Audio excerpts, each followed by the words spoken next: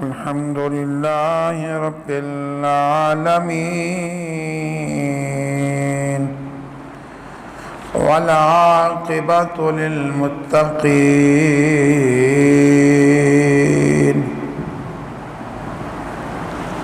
والصلاة والسلام على سید الانبیاء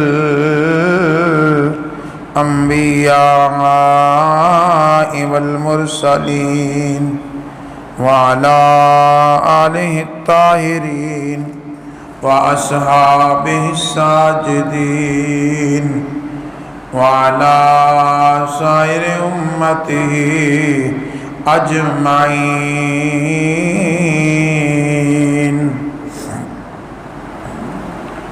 اما بعد فاعوذ باللہ من الشیطان الرجیم. بسم اللہ الرحمن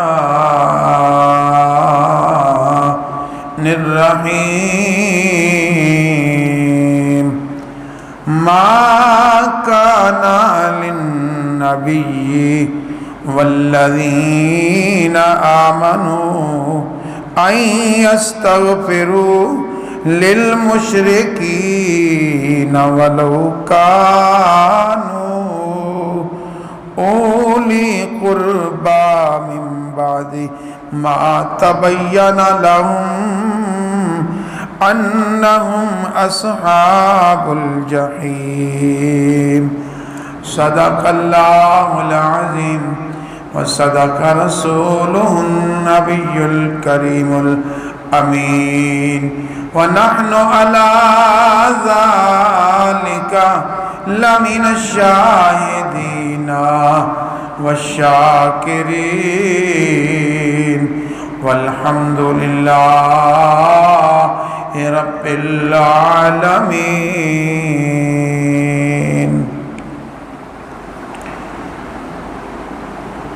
حمد اور صلاۃ کے بعد انتہائی قابل تعظیم لائق تعظیم بزرگوں دوستوں،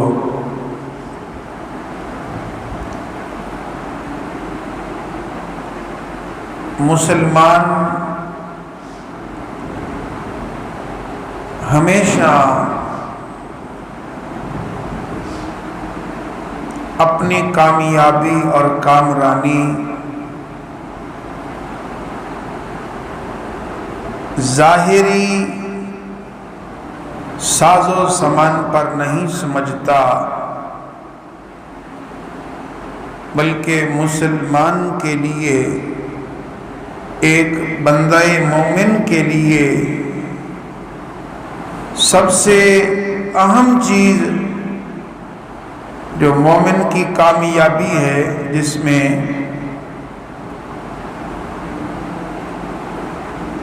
وہ دعا ہے.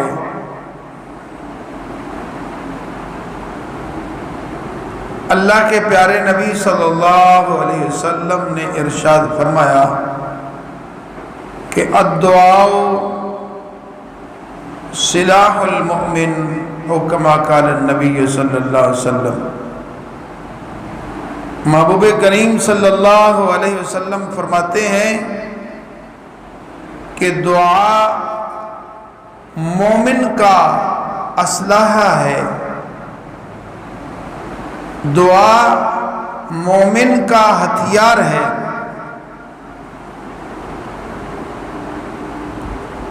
یقیناً ظاہری اسلحہ اس کی اہمیت مسلم ہے،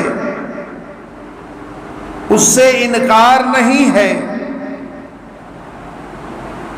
اور یہ روحانی اسلحہ جو دعا کی صورت میں ہے،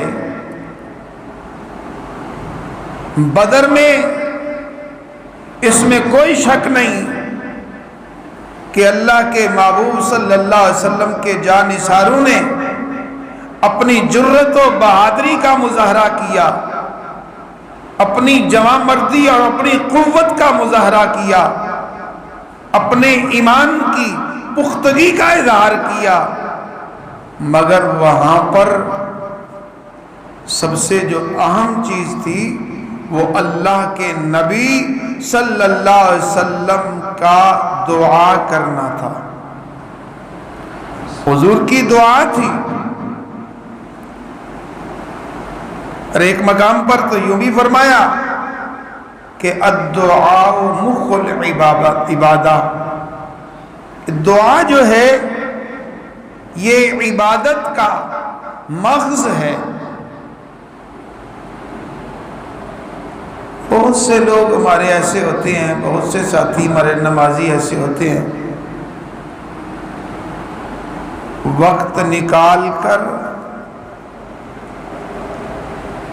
نکال کر آ جاتے ہیں نماز پڑھنے کے لیے، لیکن جیسے ہی مانگنے کا وقت آتا ہے رب سے دعا کرنے کا وقت آتا ہے تو باہر چل پڑتے ہیں۔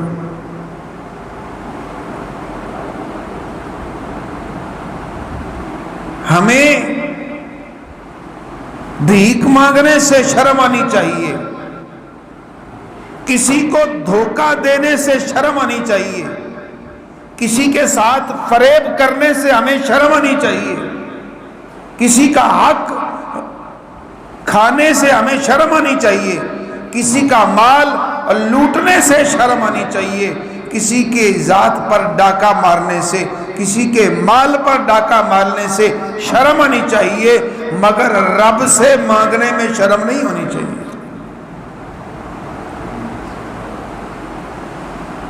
ارے تم اس سے کیوں مانگتے ہو جو خود محتاج ہے؟ اس سے کیوں نہیں مانگتے جو سب کو دیتا ہے؟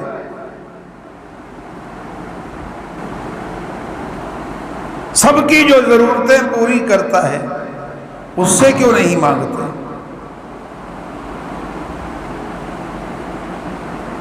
اللہ کے محبوب صلی اللہ علیہ وسلم نے فرمایا کہ تم مظلوم کی بد دعا سے بچو، مظلوم کی بد دعا سے بچو۔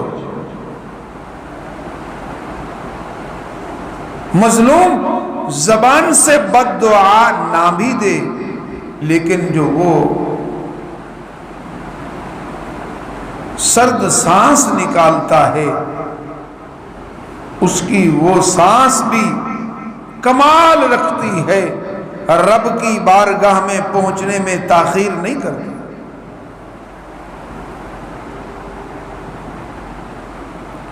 حضور صلی اللہ علیہ وسلم فرماتے ہیں، اے لوگو، والدین سے دعا کرو، والدین کی دعا لو۔ انسان کے حق میں ماں باپ کی دعا رد نہیں ہوتی،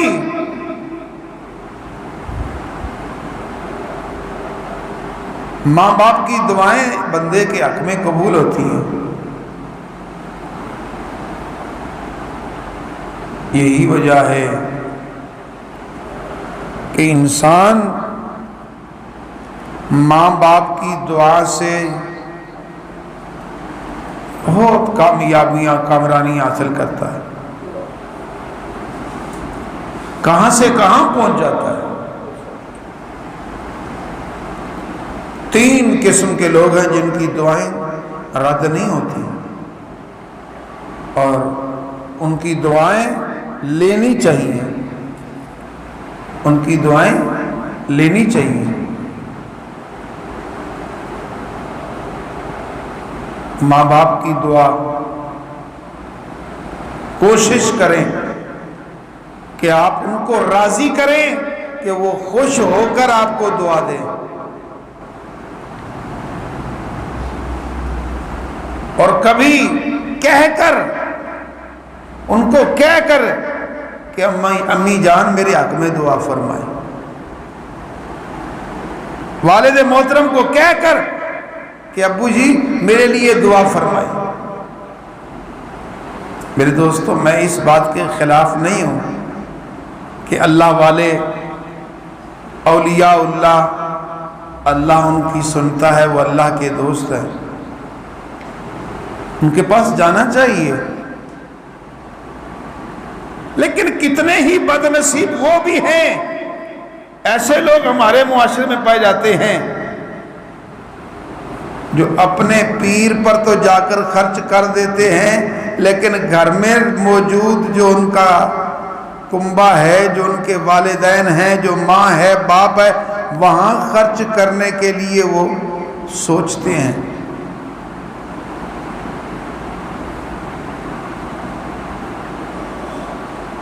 اچھا، ایک ہمارے معاشرے میں ایک زیادتی بھی کی جاتی ہے۔ کسی بندے نے نا کرنا ہے، گاڑی لینی ہے تو وہاں لکھ دینا ہے کہ ماں کی دعا ہے، تو باپ جو ہے وہ بد دعائیں دیتا ہے۔ اگر ماں اور باپ دونوں کا نام ساتھ آ جائے تو اس میں کون سی برائی ہے؟ ماں دعا دیتی ہے تو باپ بھی تو دعا دیتا ہے نا۔ ماں کے قدموں میں جنت ہے تو باپ کو بھی تو اللہ کے محبوب صلی اللہ علیہ وسلم نے جنت کا مرکزی دروازہ قرار دیا۔ تو وہاں جا کر دعائیں لیتے ہیں، تو گھر میں بیٹھے ہوئے جو ماں باپ ہیں، جو جنت کا دروازہ ہے، جن کے قدموں کے نیچے جنت ہے، ان سے نہیں مانگنا۔ ان کو راضی کر لو گے تو کامیابی مل جائے۔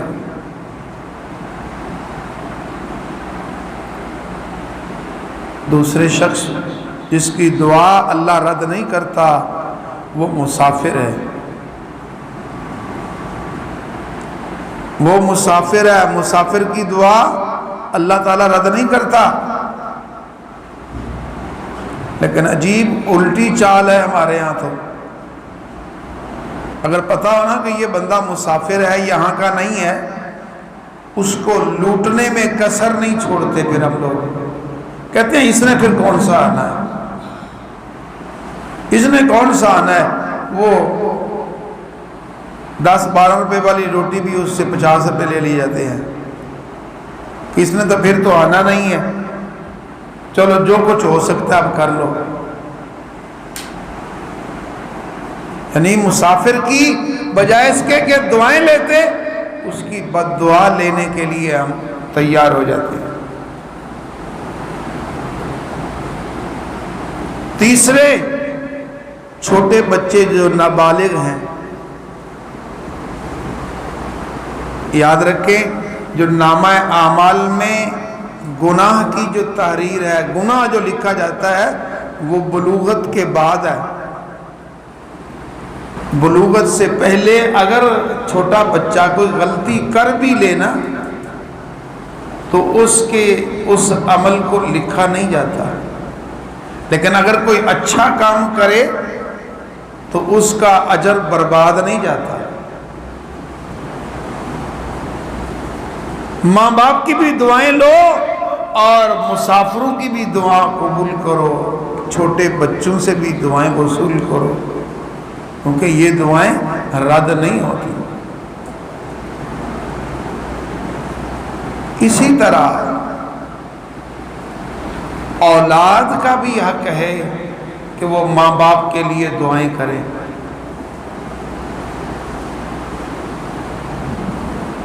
اللہ فرماتا ہے والذین جاءوا من بعدہم یقولون ربنا اغفر لنا ولاخواننا الذین سبقونا بالایمان۔ اہل ایمان کی یہ نشانی بیان کی ہے کہ وہ رب سے یہ دعا کرتے ہیں، اللہ سے عرض کرتے ہیں کہ اے اللہ ہماری بخشش کر دے، ہمارے وہ بھائی جو ہم سے پہلے چلے گئے ہیں، یا اللہ تو ان کی بھی بخشش فرما۔ تو میرے دوستو، مسلمان کے حق میں دعا دینا خواہ وہ مسلمان زندہ ہو یا اس دنیا سے جا چکا ہے، یعنی حیات ہو یا فوت ہو چکا ہو، مومن کو دعا دیں گے، اس کے لیے بخشش و مغفرت کی دعا کریں گے تو یہ جائز ہے اور ایسا عمل کرنا چاہیے۔ لیکن ایک خرابی ہمارے معاشرے میں اور بھی پیدا ہو گئی، کہ جو گزشتہ ہفتے میں جو ہمارا گزشتہ ہفتہ جو گزرا ہے، اس ہفتے کے اندر انڈیا کے اندر ایک گلوکار قتل ہو جاتا ہے۔ اب ہمارے معاشرے کی بے حسی چیک کریں، اس سے 1 یا 2 روز پہلے ایک مسلمان رہنما اسی ملک میں اس کو عدالت عمر قید کی سزا دیتی ہے، تو ہمارے معاشرے میں سے ہم سوشل میڈیا کو دیکھیں یا ٹی وی چینلز کو دیکھیں، ان پر اس کا کوئی تذکرہ نہیں ہے۔ جس نے ساری زندگی مسلمانوں کے لیے وقف کر دی، اس کا کوئی تذکرہ ہی نہیں ہے۔ اگر وہ شخص بھی چاہتا کہ میرے پاس مال ہو تو یاد رکھو کوئی بھی غداری کر کے مال کما سکتا ہے۔ کسی ملک میں بھی رہتے ہوئے کوئی شخص غداری کرے نا، اس کو مال بڑی کثرت سے مل جاتا ہے، لیکن اس کی آخرت بھی برباد ہو جاتی ہے اور اس کا اختتام بھی خراب ہوتا ہے۔ اس کا کوئی تذکرہ نہیں، لیکن گلوکار قتل ہو جاتا ہے تو سارے چینل بھی اس کو بریکنگ نیوز بناتے ہیں، سوشل میڈیا پر بھی ایک پیغام چلتا ہے۔ بحیثیت انسان ہم مسلمانوں کا یہ فرض ہے کہ ہم ہر ظالم کے ظلم کو برا جانیں۔ ہم اگر ہاتھ سے روک سکتے ہیں تو روکیں، اگر نہیں تو زبان سے اس کو روکیں، زبان سے بھی نہیں تو دل سے اس کو برا جانیں۔ اس میں کوئی شک نہیں کہ وہ گلوکار ظلمن قتل ہوا، ہمیں اس سے غرض نہیں ہے۔ غرض جو ہے اگلی بات میں ہے، وہ یہ کہ اکثر لوگ پھر اس کی تصویر لگا کر پھر یہ دعائیہ کلمات لکھ رہے ہیں کہ اللہ ان کو سکون کی زندگی عطا کرے، سکون سے رہیں۔ کچھ لوگ تو یہ بھی کہ اللہ اس کی مغفرت کرے، اللہ اس کی بخشش کرے۔ جو ہمارا نقطہ نظر ہے آج کی گفتگو کا مرکزی جو بات ہے وہ یہ کہ مسلمان زندہ ہو اس کے لیے پھر بھی دعا جائز ہے، مسلمان اس دنیا سے چلا جائے پھر بھی دعا کریں جائز ہے۔ لیکن اگر کوئی شخص کافر ہے، اس کی زندگی میں اس کو دعا دینے کا حکم اور ہے، اس کے مر جانے کے بعد دعا دینے کا حکم اور ہے۔ مثال کے طور پر کوئی بندہ اسلام پر نہیں ہے، کفر پر ہے، زندہ ہے، تو زندہ کافر کو دعا دینا کیسا ہے؟ مثلا ہم سامنے کوئی بندہ آ جاتا ہے غیر مسلم، اس کو سلام کا جواب دینا پڑتا ہے یا اس کو سلام کیا تو کس نیت سے کریں گے؟ کافر یعنی سلام بھی تو ایک دعا ہے نا کہ تم سلامتی سے رہو، تو کافر کے حق میں جب وہ زندہ ہو اس وقت ہدایت طلب کرنا کافر کے لیے، اس کے لیے بخشش کی دعا کرنا، اس کا حکم اور ہے، یہ جائز ہے۔ یعنی اس اعتبار سے کہ اے اللہ تو اسے ہدایت عطا فرما کر اس کی مغفرت فرما، اسے ہدایت عطا فرما کر اس کی بخشش فرما۔ نبی کریم صلی اللہ علیہ وسلم کی بارگاہ میں کچھ صحابہ کرام عرض کرتے ہیں یا رسول اللہ فلاں جو شخص ہے، شخص کا نام تھا ثقیف، آقا ثقیف، یہ کفار میں سے تھا، اس کی تیر اندازی نے ہمیں آج بہت نقصان پہنچایا، آپ اس کے لیے دعائے جلال فرمائیں۔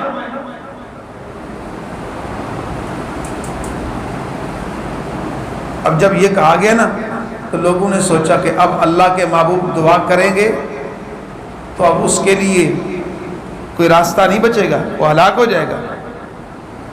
لیکن اللہ کے نبی صلی اللہ علیہ وسلم کیا دعا کرتے ہیں؟ اے اللہ تو ثقیف کو ہدایت عطا فرما اور ہدایت دے کر تو اس کو ہمارے پاس بھیج دے۔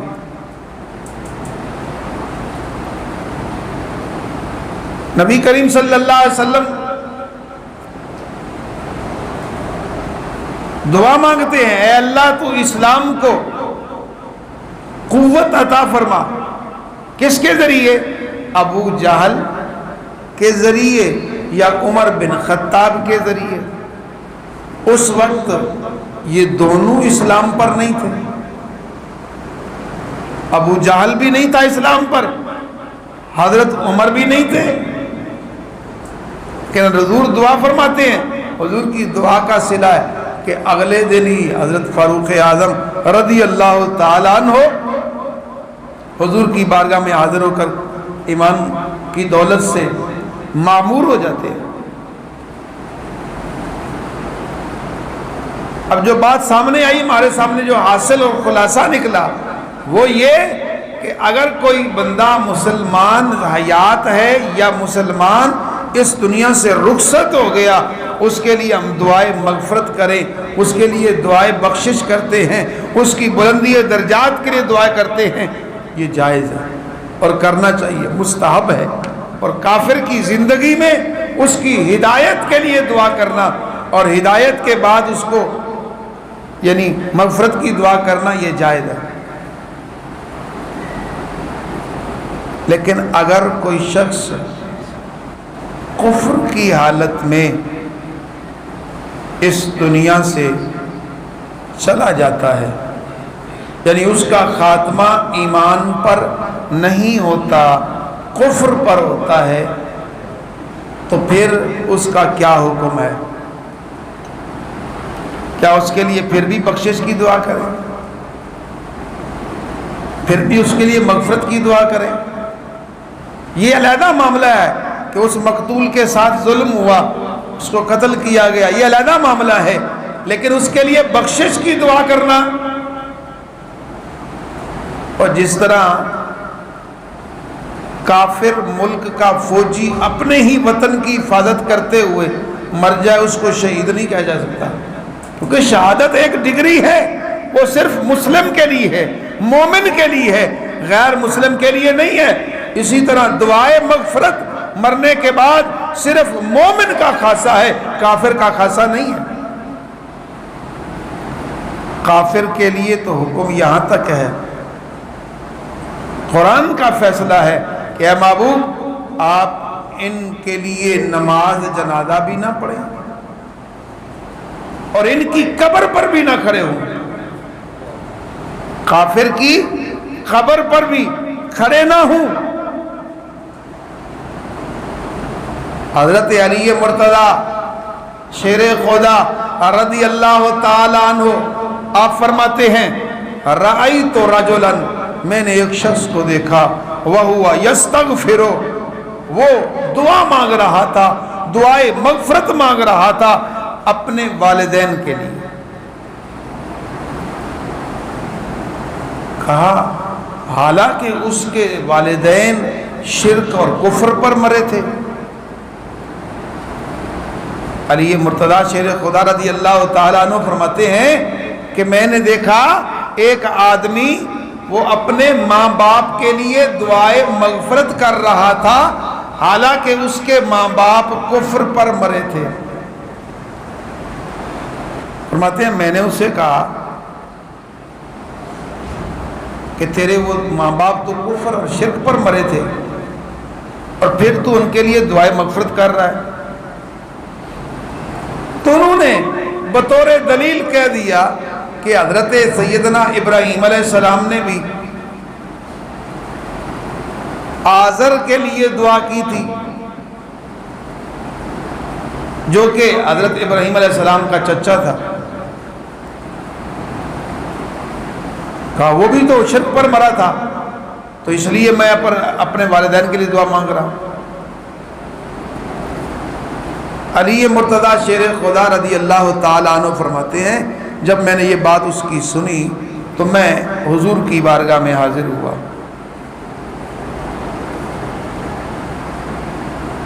کیونکہ مسلمان کے لیے سب سے اہم مقام جہاں کوئی مشکل آئے رجوع الی اللہ و الی رسول ہی ہے. کافر کو نہ دعا فائدہ دیتی ہے نہ کوئی صدقہ خیرات فائدہ دیتا ہے. صحابی رسول حضرت عمر بن عاص، مشہور روایت ہے کتاب الوصایا مشکات شریف کے اندر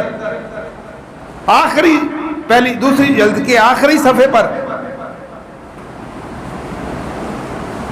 حدیث ہے کہ وہ کہتے ہیں کہ میرا باپ فوت ہو گیا آس کفر پر، تو میں یعنی اس نے ایک وصیت کی تھی تو میں نے وہ وصیت پوری کرنی چاہیے. وہ وصیت کیا تھی؟ کہا اس نے وصیت یہ کی تھی کہ میرے مرنے کے بعد 100 غلام آزاد کر دینا.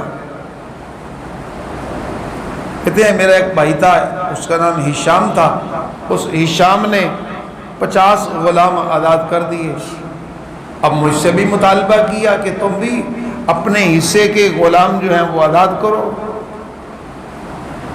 تو حضرت عمر فرماتے ہیں میں نے کہا میں اس وقت تک عمل نہیں کروں گا جب تک اللہ کے رسول سے نہ پوچھ لوں. رسول دو عالم صلی اللہ علیہ وسلم سے نہیں پوچھوں گا اس وقت تک عمل نہیں کروں گا. آئے حضور کی بارگاہ میں، یا رسول اللہ صلی اللہ علیہ وسلم ماجرا یہ ہے، اب میرے لیے کیا حکم ہے، میں وہ غلام آزاد کر دوں؟ اللہ کے محبوب صلی اللہ علیہ وسلم نے فیصلہ فرما دیا. فرمایا لو کانا مسلمن، اگر مرنے والا مسلمان ہوتا، لو کانا مسلمن، اگر مرنے والا مسلمان ہوتا اور پھر تم اس کی طرف سے غلام آزاد کرتے یا تم اس کی طرف سے کوئی صدقہ کرتے یا تم اس کی طرف سے کوئی حاج ادا کرتے، تو فرمایا بلغہ ذالکا، تو یہ عمل، یہ اجر، یہ ثواب اس کو پہنچ جاتا. اب چونکہ مرنے والا مسلم نہیں تھا اس لیے حضور نے انہیں اجازت نہیں دی غلام آزاد کرنے. تو مسلمان کو ہر حالت میں اللہ اور اس کے رسول کی طرف دیکھنا چاہیے کہ میرے لیے میرے رب نے اور رب کے رسول نے کیا حکم دیا. اب دیکھیے کوئی کافر مر جائے تو اس کے لیے دعائیہ کلمہ کہنے کے لیے اللہ اور اللہ کے رسول نے کیا حکم دیا ہے، اب اسی کی طرف راجع کرتے ہیں. تو علی مرتضیٰ شیر خدا رضی اللہ تعالیٰ عنہ فرماتے ہیں میں نے کہا یا رسول اللہ فلاں بندہ اس طرح دعائے مغفرت کر رہا ہے اپنے ماں باپ کے لیے، حالانکہ اس کے ماں باپ شرک پر مرے ہیں. کہتے ہیں کہ میں نے حضور کو بتایا نا، تو اللہ کے نبی صلی اللہ علیہ وسلم کی بارگاہ میں قرآن نازل ہو گیا. قرآن کی یہ آیتیں نازل ہو گئیں.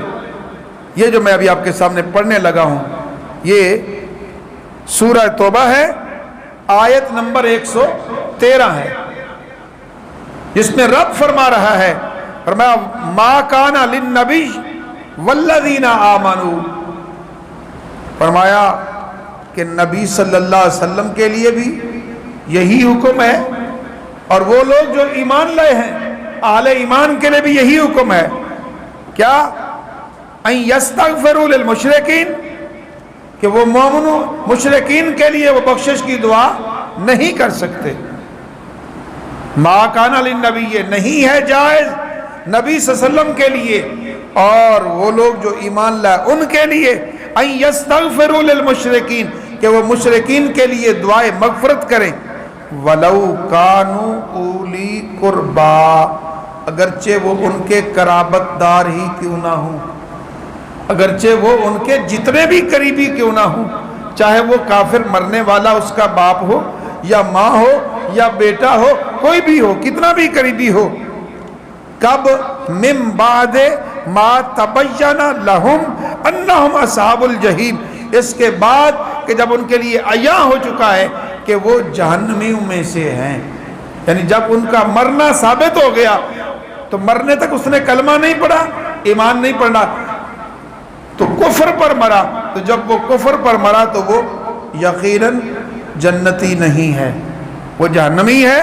تو اس کے لیے دعائے مغفرت کرنا جائز نہیں ہے. یہ قرآن نے فیصلہ کر دیا، رب نے پہلے سے ہمیں حکم دے دیا، اور یہی مسلمان کا جو ہے عمل ہے کہ مسلمان جب بھی عمل کرے تو وہ اللہ اور اس کے رسول صلی اللہ علیہ وسلم کے بتائے ہوئے طریقہ کے مطابق عمل کرے، نہ کہ اپنی مرضی. ہم اگر اپنی مرضی کے ساتھ دین پر چلنے کی کوشش کریں گے تو پھر ہم دین پر نہیں چل رہے بلکہ اپنے نفس کے پیچھے چل رہے ہیں، نفس کی خواہش کی پوری کرنے کی کوشش کر رہے ہیں. اللہ تعالی ہم سب پر رحم و کرم فرمائے اور اپنے محبوب صلی اللہ علیہ وسلم کی الفت نصیب فرمائے اور اس دین متین پر عمل کرنے کی توفیق عطا فرمائے. وآخر دعوانا الحمدللہ رب العالمین.